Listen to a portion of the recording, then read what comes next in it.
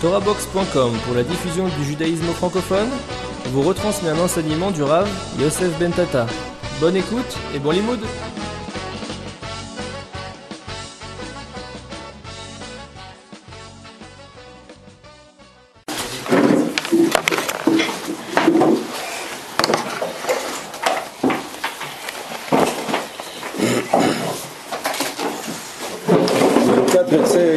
sur l'avodat Hashem ויעלה בליבו כאילו נעקד על גבי המזבח. à partir de Retsé, c'est-à-dire on rentre dans la avoda.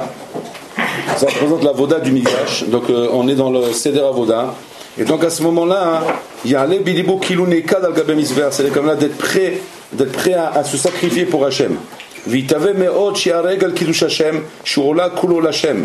D'être prêt à se sacrifier comme Yitzhak Avinu s'est sacrifié. Ce sont des niveaux très hauts. Pour שיכוון לזבח צריך שלא יהיה בו מום ואם חוטא באיזה עבר הרי זה מום ולא ירצה. Et de penser que si chas v'shalom je faute, alors je serai comme un korban qui a un moum, qui a un défaut. Et un korban qui a un moum, il n'est pas accepté sur le misbéa, il est rejeté du misbéa. Alors de la même façon aussi qu'aujourd'hui qu'on n'a pas le Beth Amikdash, je dois m'imaginer si j'étais un korban et que je devrais m'approcher d'Hachem. Alors avec un moum, c'est-à-dire une avéra que je ferai, par exemple j'ai parlé de la shonara, où j'ai fait une avéra dans la journée, alors cette avéra là elle va m'empêcher d'être un korban kasher. Et comme il faut pour un korban faire tchouva avant de l'offrir, ou le cas kol seder brachot vitfilat kodem lazé. Et c'est pour ça qu'avant la voda, avant Retsé, on a parlé de la tchouva, on a parlé de la slicha, selach lanu, on a demandé de se faire pardonner. Et donc de demander à faire tchouva de façon à ce qu'on ne soit pas devant Hachem avec un moum, avec un défaut.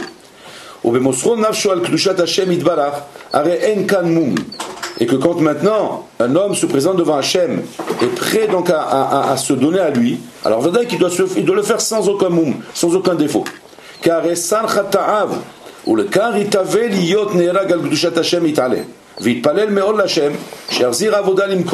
Donc en fait il faut prier Hachem qu'il remette la avoda à sa place, c'est-à-dire qu'il remette le Beth Amikdash avec la avoda, avec les sacrifices.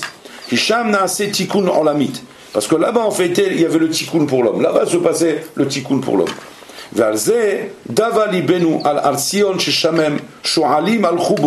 Et ça nous sommes tristes, nous sommes peinés de voir comment le Beth Amikdash a été détruit. Aujourd'hui on n'a plus qu'un mur qu'on appelle le kotel, qui est le mur extérieur de l'enceinte du Beth Amikdash. C'est un petit morceau de rien du tout.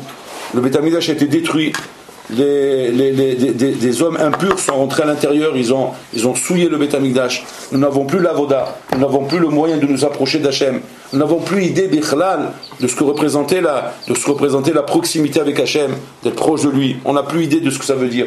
On est loin, on est dans l'exil total. Tout ce qu'on connu à Israël à cette époque-là n'est pas du tout bichlal ce que nous voyons aujourd'hui. Même les plus belles synagogues, même les plus belles communautés n'ont rien à voir avec l'image du Beth Amikdash, avec ce qu'un juif pouvait voir à ce moment-là. Bon nishba avoda, obishivron leva vitpalel sherzir avoda liushalem ki tachlit hashlemut. Et donc l'homme doit absolument prier et demander à Boré Olam, me supplier de remettre la avoda, de reconstruire le temple. Et Bezat Hashem de retrouver l'ambiance du Beth Amikdash, la sainteté qu'il y avait là-bas. Parce que c'est de ça qu'Am Israël, c'est de là qu'Am Israël trouve ses forces.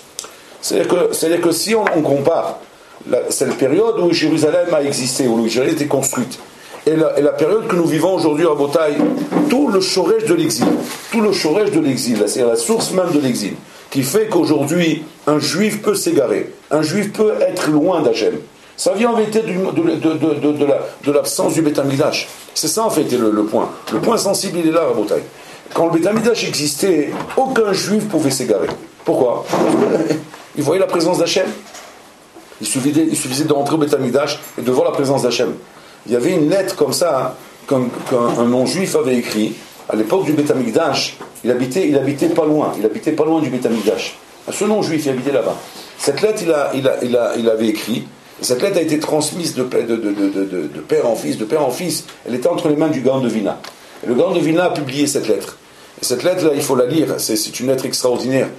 Il disait là-bas, ce non-juif, je suis là, à côté du Beth Amikdash, je vois les juifs arriver par milliers. il parlait des fêtes, il parlait de Shavuot, Sukkot, Pessah. Je les vois arriver par milliers avec des troupeaux pour offrir au Beth Amikdash. Et je les vois comment ils rentrent dans le Beth Amikdash. Et avec quelle sainteté, quelle Kedusha, quelle ambiance, que c'est beau. Le gars il est en train de parler, il dit que c'est beau. Lui-même il est épaté de voir l'ambiance qu'il y avait là-bas.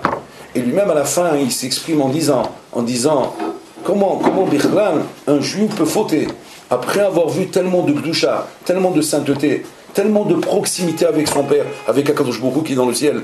Il leur donne tellement, il s'ouvre tellement à eux, il leur donne tellement la possibilité de se rapprocher de lui. Il y avait des miracles extraordinaires qu'un juif voyait dans le Beth Amikdash. Le Gaon de Vilna lui-même, il disait qu'il était prêt à donner toute sa Torah, pour avoir le zchut de rentrer un instant dans le Beth Amikdash. Pourquoi ? Parce qu'il disait lui-même que même toute sa Torah, tous les niveaux qu'elle lui a permis d'atteindre, sont loin d'être ce qu'un juif pouvait atteindre en un instant qu'il rentrait dans le Beth Amikdash, sans rien faire. Comment ça se fait qu'il faut atteindre ? Comment il faut ? Alors c'est ce qu'il dit le gars là-bas. Ce qu'il dit le gars, il dit je comprends pas. Il dit comment on peut fauter après avoir vu une chose pareille ? Comment on peut s'égarer, rouler ? Alors il ne sait pas en fait. Le gars il s'étonne parce qu'il ne sait pas. Il ne sait pas la milchama, la guerre que représente la bataille acharnée que représente la milchama du Yetzer Hara. Le Yetzer Hara en vérité, de quelle manière il s'attaque à l'homme ? Le Yetzer Hara il ne peut pas venir te dire. Il peut pas venir te dire que la Torah n'a pas de valeur. Il ne peut pas venir te dire que tout ça c'est de la blague, tout ça c'est des bêtises. Il peut pas dire une chose pareille. Il peut dire une chose pareille à un homme ignorant, un homme qui ne connaît rien. À lui, il peut lui dire, il n'a pas goûté, il ne sait pas de quoi on parle. Il peut lui dire à lui, c'est des bêtises, tout ça, c'est des histoires du Moyen-Âge, c'est avant. Avant, il y avait des religieux, avant c'était comme ça avant. Aujourd'hui, on est en l'an 2000. Aujourd'hui, c'est fini. C'est l'ère des fusées, c'est l'ère des étoiles. On ne parle plus de ces histoires-là maintenant. Ça, c'est avant, ça y est, c'est fini. On ne parle plus de tout ça maintenant. Ça, c'est quand un homme, il n'est pas dans la Torah, dans la religion, on peut lui parler de cette manière. Mais quand un homme, Rabota, il a rien que vu avec ses yeux, qu'est-ce que c'est les Chachamim, qu'est-ce que c'est les sages, qu'est-ce que c'est la Kedusha, qu'est-ce que c'est la sainteté. Un juif, il goûte à tout ça, tout de suite, il peut pas rejeter de cette manière. Alors on va dire que le travail du Yetzer Hara, Rabotai, est d'une autre manière. Le travail du Yetzer Hara aujourd'hui dans la galoute, Rabotai, c'est pas juste, d'enfoncer le juif dans le timtum, dans l'abrutissement. L'abrutissement, Rabotai. L'abrutissement qui va permettre d'éloigner le bonhomme, Rabotai, de cette vie rouchanite, cette vie spirituelle que représente la Torah. Cette vie spirituelle que représente la Torah, Rabotai, elle n'existe que quand on est baigné dans la Torah. Lorsqu'on est éloigné de la Torah, lorsqu'on est écarté d'elle, alors Rabotai, on n'imagine pas, Rabotai, ce qu'il y a à l'intérieur. On regarde les choses que de l'extérieur. Et quand on regarde les choses de l'extérieur, on se dit, mais qu'est-ce qu'il y a là-bas dedans ? Qu'est-ce que tu veux qu'on cherche ? À quoi tu veux qu'on s'intéresse ? Mais en vérité, tout est à l'intérieur. Tout est à l'intérieur du Beth Amikdash. Ce Beth Amikdash, nous ne l'avons plus.